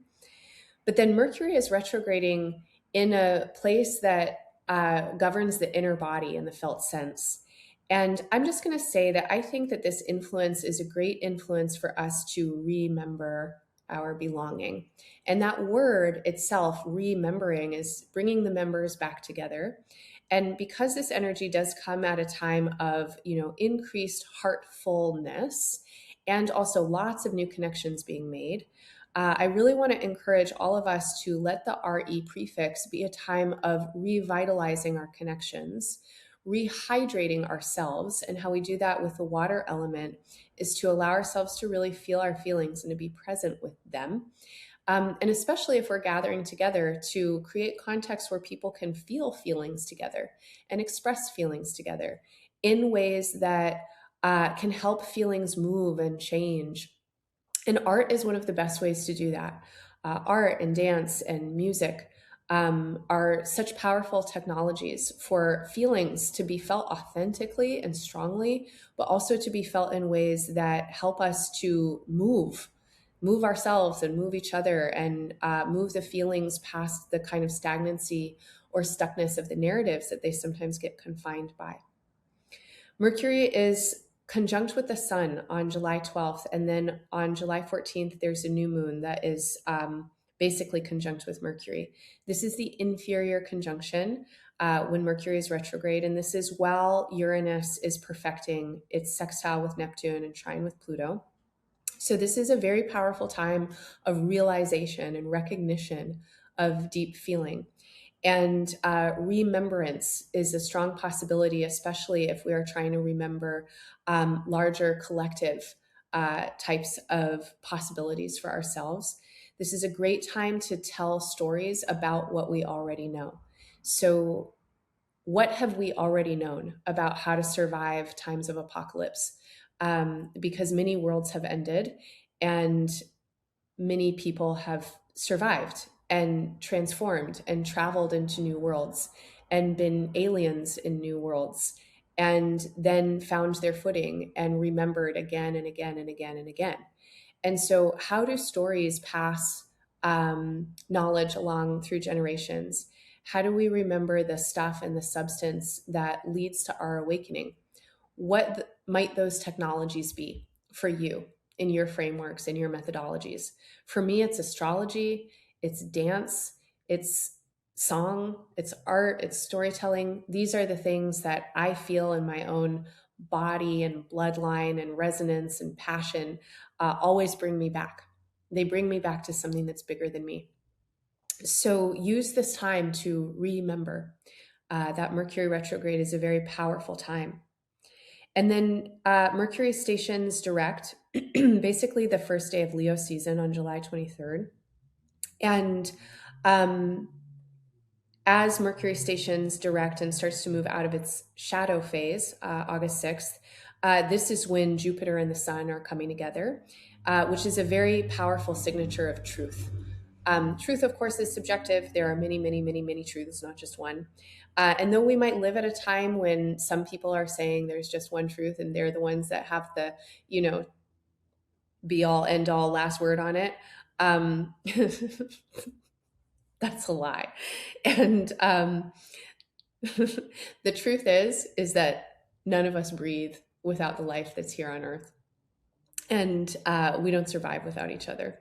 So, this remembering that's possible as Jupiter and the Sun come together, as Pluto and Neptune perfect their sextile, and all the outer planets are being contacted, and the nodal axis is shifting into Aquarius and Leo, could be a time of remembering while there is mounting and accelerating energies of supremacy and domination that can certainly be something that these astrological energies can convey. My opinion is that as those energies intensify, so does the resistance. And the resistance here is in the multitudes, it's in the biodiversity, it's in the joy, it's in the joyful multiplicities. It's a great time to disobey. If there's a one order, one rule that a human came up with, it's a good time to disobey. This is a great time to follow the laws and the rules of nature and to disobey the laws and the rules of human beings, especially human beings that refuse to follow the laws of nature. So if human beings are deeply invested in killing nature and not honoring life, any rules and laws that they make are lies and should be disobeyed, in my opinion. So Mercury will leave its retrograde shadow as of August 6th. And then I've talked to you about what Mercury is doing the rest of the time. So now I want to jump forward a little bit and remember that on August 31st, Venus begins its pre-retrograde shadow. Its retro shade starts at 22 degrees of Libra. Venus will be stationing retrograde on October 3rd at 8 degrees of Scorpio. In this forecast, I'm not getting into the astrology past Virgo season, but I will say that Venus's retrograde moves from 8 Scorpio back to 22 Libra between October 3rd and November 14th. When Venus stations retrograde, it will be square to Mars, and Mars will be in Leo at that point. And then when Venus stations direct, it will be sextile with Mars and Jupiter in the South Node in Leo. So, kind of an interesting signature there in terms of Venus and Mars working together. Venus is at home in Libra, but it's in Mars's sign in Scorpio. So it will station retrograde in Mars's sign, and then it will go back to its own sign. Now, this is beyond the scope of this reading, so I'm not going to talk so much about this retrograde now. I do want to include that Mercury will be retrograde in Scorpio during that time as well. Mercury's retrograde is fully in Scorpio between October 24th and November 13th, from 20 degrees back to 5 degrees of Scorpio. So the water element, again, is deepening. It's asking us to remember. And Mercury is a storyteller, and Venus works very deeply in the realms of our bodies, our senses, sensing capacities, our values, and our relationships. And so, what the last quarter of this year is bringing is an opportunity to deepen. Scorpio is definitely a sign of depth, and also to rebalance and potentially do some work of sacrifice, which is to make sacred, by letting go of that which does not serve life, love, and liberation. So hopefully, I'll be able to come back in a couple of months and explore that time with you.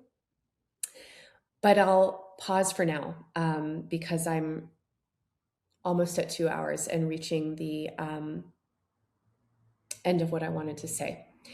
I do want to say one other thing about the next several months, which is that the Centaur planet Chiron is making its first ingress into Taurus beginning in June.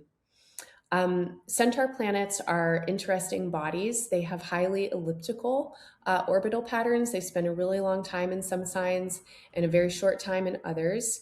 And they link the orbits of the outer planets and the inner planets. Chiron links the orbits of Uranus and Saturn, has a 50-year orbit around the sun, and it spends the longest amount of time in the signs that it's currently in, Pisces, Aries, and Taurus. And Chiron has been in Aries since 2018, but on June 19th, it's making its first entry into Taurus. It will only make it into the first degree before it stations retrograde on August 3rd, and then it goes back into Aries on September 17th. And it will station direct in Aries January 7th, and then it will come back into Taurus in Aries season next year on April 15th. I'm sure that I and other astrologers will have a great time talking more about Chiron in Taurus. But I just want to presence this a little bit. And I want to say, first of all, that if you are in your late 40s or early 50s, you're probably about to have your Chiron return. So you can check your natal chart and see if you have Chiron in either late Aries or Taurus somewhere. It's a very powerful time in life. And I'd highly recommend that you learn about it if that's your case. Chiron is often called the wounded healer, and it takes us on healing journeys, which are sometimes facilitated or precipitated by crises of healing. In Aries, since 2018, perhaps many of us have been on a healing journey or been aware of the healing crises in the realms of selfhood. Aries, again, is the self, the differentiated self. Um, Aries also has a strong association or relationship with masculinity. This has been the time that the male loneliness epidemic has been named, but also the time that there's been a wild increase in violence perpetuated by men and a lot of revelation or awareness of violences that have always been there, and maybe are potentially even becoming worse. But sometimes it takes the worst to bring out the best. And I'll just speak to my own experience, and I'm not a man. But in this time, since 2018, in terms of the self and the body and the identity, which is an Aries domain, one thing that I've become aware of as a white bodied person has been some of the worst aspects of whiteness and white supremacy and colonization. Um, and I think that learning for myself and becoming increasingly aware is bringing out much better parts of me. So I wish these things never existed and that I didn't have to grapple with an ancestral resonance that has created so much harm. A lot of people have been assimilated into whiteness, and I come from people who have been persecuted and who have fled and who have also maintained and cultivated beauty and healing in many ways. But in terms of assimilation, the monolith of whiteness has really done some damage. And becoming increasingly conscious because of things also being blatantly bad has helped me move towards my best in better ways. It's an ongoing process and project for sure. It's a lifetime devotion. But again, none of us are perfect. And trying to, fix or figure out any of these ancient twisted karmas and massive systemic institutional situations is not, it's not possible just in one body. And it's definitely not possible inside of one lifetime, and certainly not possible in the span of like couple minutes or a couple decades or anything like that. So, yeah, all that to say, whatever identity we might be in, where we see some of the worst being manifested, whether that's for men or for white people or for people who have generational wealth or for people who live inside of identities that have dominated and oppressed other identities, because it's been a trend inside of human consciousness to dominate and oppress for a very long time and across all kinds of different identities. It's certainly not, only the domain of any particular group. There's lots of domination, lots of oppression, lots of violence, and we all have those seeds of potentials within us. So when we see the worst coming out, let's not let that be a reason for us to mirror it or tell ourselves that's the only story that's possible for those types of people, or see in ourselves, that the othering, blinds us to our own potentials or something like that. Anyway, Chiron is coming into Taurus, and Taurus is a sign that is often associated also with the feminine. So we'll see what this healing journey is about. Taurus is a sign that's very much associated with land and with earth. And this is a possibility, I think, Chiron in Taurus, to really awaken to the healing journeys that we can take as earth beings and earth bodies. Chiron presents us with intergenerational and ancestral healing opportunities. The patterns of pain and illness and dis-ease are never contained inside of one lifetime. When we're working with Chiron, we're always working with inherited trauma and inherited pain. And the healing journey that we go on is meant to help us do our part in healing. And then may we be devoted, to creating worlds and circumstances that produce situations for future ancestors where the healing work that they can do can transcend and surpass what we were able to do in our lifetimes. So I think I'll leave it there for now. I will say that Embodied Astrology is a project that is one way that I've been really devoted to trying to realize my best. It's 12 years old now, so Embodied Astrology is having a Jupiter return this year. It's a natal Jupiter in Cancer. And as EA, as a project has grown, it has become a collective space. And this is part of my intention, is to create access to astrology that is embodied and experiential and transmissible through the felt sense and vibratory resonance, and also really fun to engage with. I do think that astrology is a deeply transformative technology. And as something that's really fun to do, I think that it's attractive. And in the ways that we can have fun together with astrology, there are such massive potentials in our communication and relationships.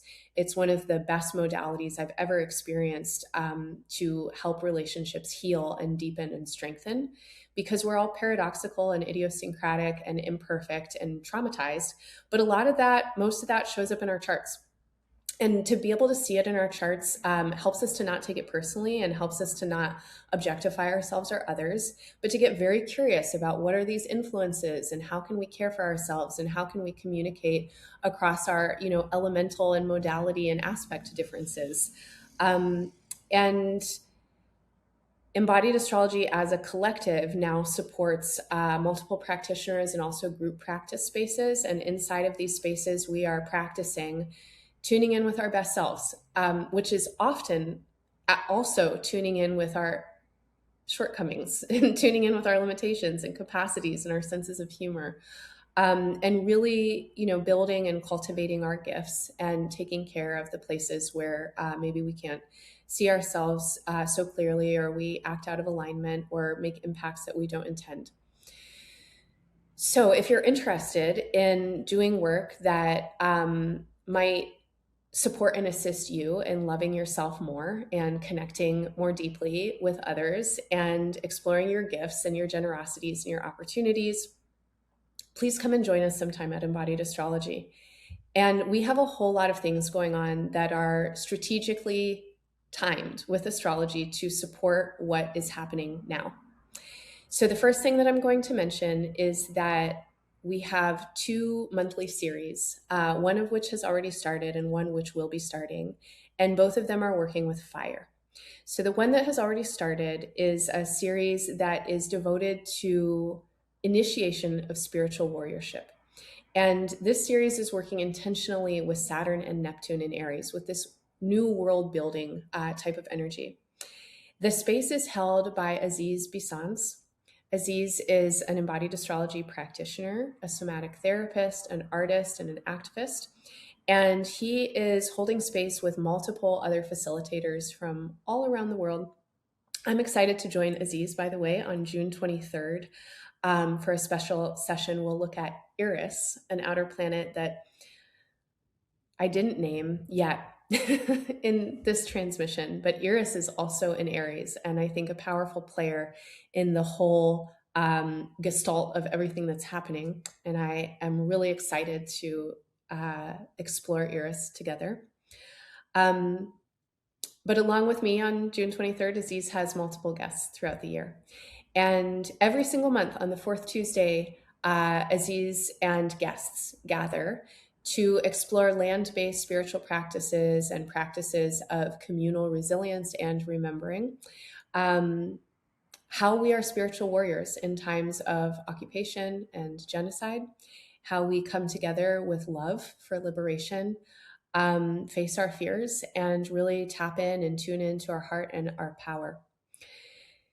Starting in Leo season, the first week of August, and then continuing the first week of every month, Alicia Mauji is facilitating a series called The Solar Playground. And Alicia will be exploring Jupiter in Leo. So, big heart energy, big gift energy, big generosity energy. How can we be our best selves? How can we know our best selves? And sometimes being our best selves and knowing our best selves also requires us to know where we get in our own way. So, what are the narratives that limit us? What are the beliefs and philosophies that confine us and contain us? And how can we expand beyond them?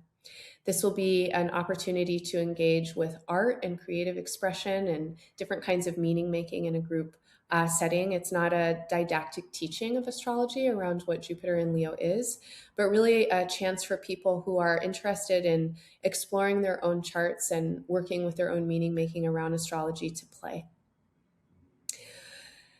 Over the course of every season, we also have seasonally timed events.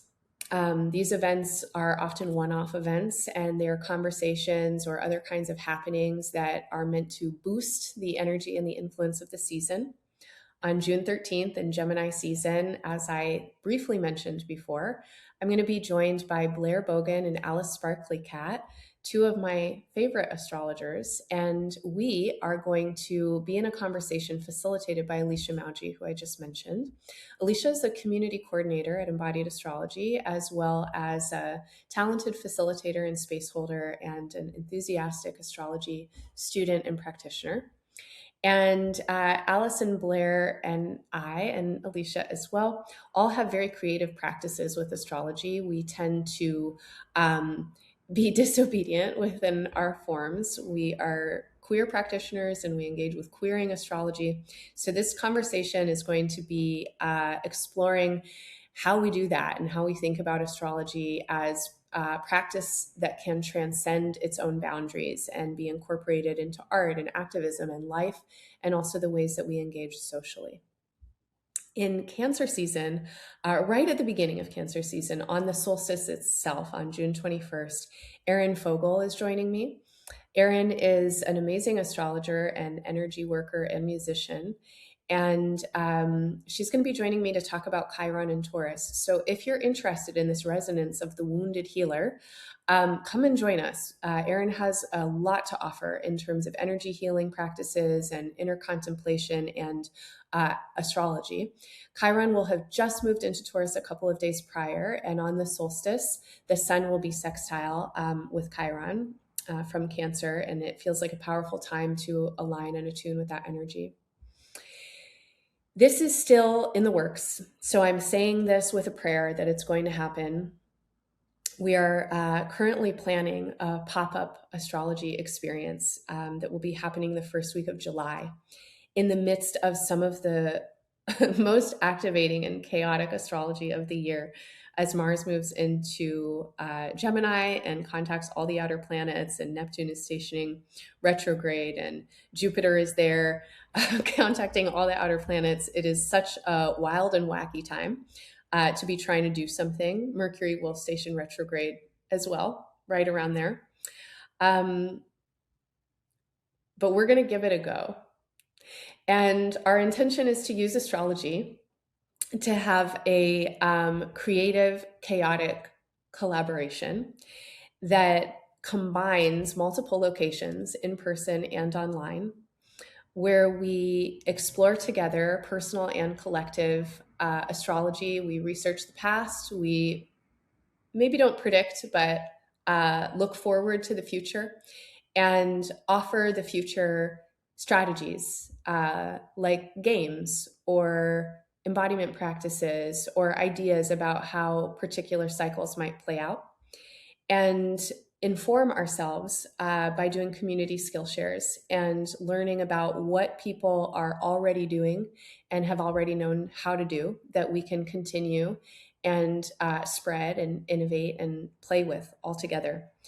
And our idea is that we're going to use this very powerful time of a lot of change and change making to seed the future with some possibilities about how the world can be made and remade over the next 30 years of Saturn's cycle through the zodiac and back into Aries. So I think that will be between July 6th and July 12th. But definitely stay tuned with Embodied Astrology. Probably by the time this transmission comes out, we will not yet know. Or the dates won't be completely confirmed or something like that. But hopefully by Cancer season, we'll definitely know. And hopefully within a couple of weeks, we will have the dates confirmed. So make sure that you are signed up for the EA newsletter. You can follow and subscribe and listen to the podcast. We do put out a week ahead podcast usually on Monday nights. And you can follow us on Instagram as well. We'll make announcements there.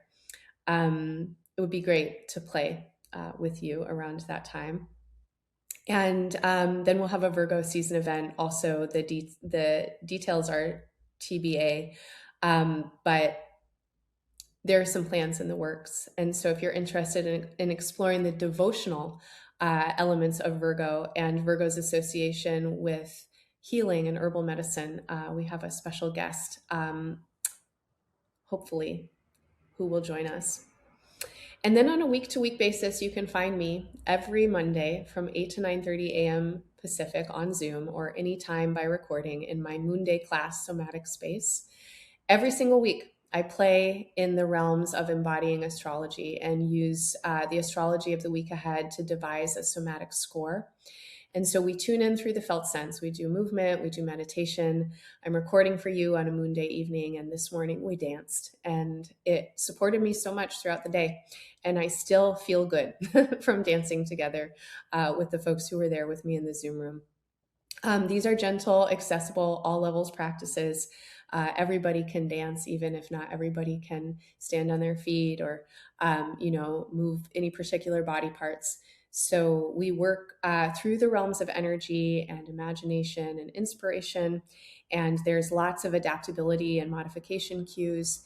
And we're always thinking creatively about how does astrology move us and how can we move with it. So you can drop in anytime to Somatic Space, but if you become a member, you'll also get access to our other weekly space, which is the chart reading study groups facilitated by Alicia on Thursday mornings, and from 9 to 11 Pacific.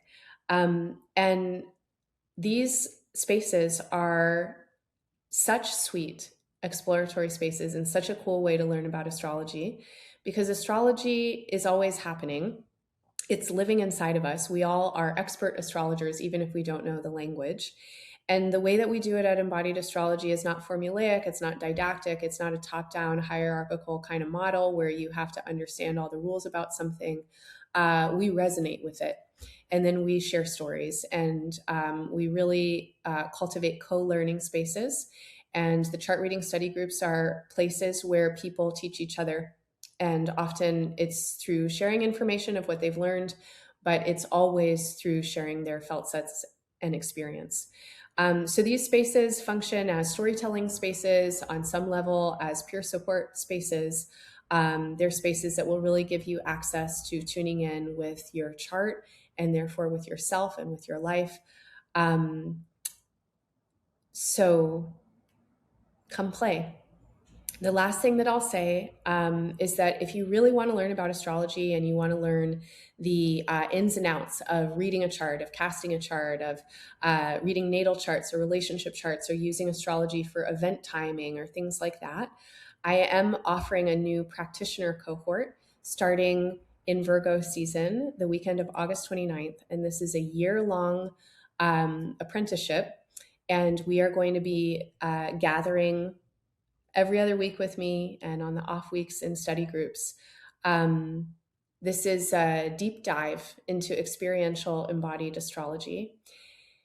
This program has been taught one time before in a 16-month model, and several of the people who went through that program are now facilitators with embodied astrology. Aziz Bisans being one of them, who I mentioned is holding the space for initiation into spiritual warriorship.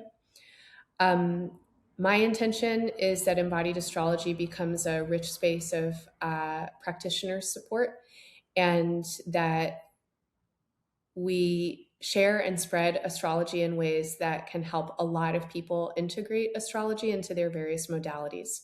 So the way that we do astrology at EA is really meant to support therapists, artists, healers, educators, activists, scientists, parents, whatever your special interest may be, or whatever it is that you might do.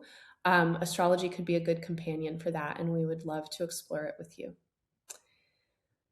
All right. So, 2 hours and some change. If you've been here the whole time with me, thanks for sticking around from sunset into the evening. It's been nice to imagine you out there on the other end of this recording transmission. Thank you so much for the opportunity to do this work. If you appreciate my work, please help me to continue to do it and to offer it in many ways for free. The best way to do that is by sharing it with your friends. So, however you encountered this recording, please repost, email it, link it, etc. And make sure that you follow and subscribe. The Embodied Astrology podcast streams on all podcast streaming platforms. We're on YouTube. The algorithm responds when you follow and subscribe, and when you click the thumbs up or the like buttons. Definitely when you comment, when you click the hype button on YouTube, it all helps people find the channel. We do post some things on Instagram. I'm not a big social media user these days, but I do keep it somewhat as a bulletin board. So if you want to stay updated with Embodied Astrology, you can follow us at Embodied Astrology on Instagram. And you can also join our free member space on Circle, where you'll also get updates, and you can also become a paid member, and then you'll get access to somatic space and our chart reading study groups and sometimes special member events. We've just had a couple of special member events over the last few weeks that have involved skill shares and some strategic planning around this whole chunk of astrology that I just went through. And you'll get discounts every month to our store and events. All right. I'm wishing you all the best from the midpoint of eclipses until the next set of eclipses. Thank you so much for tuning in.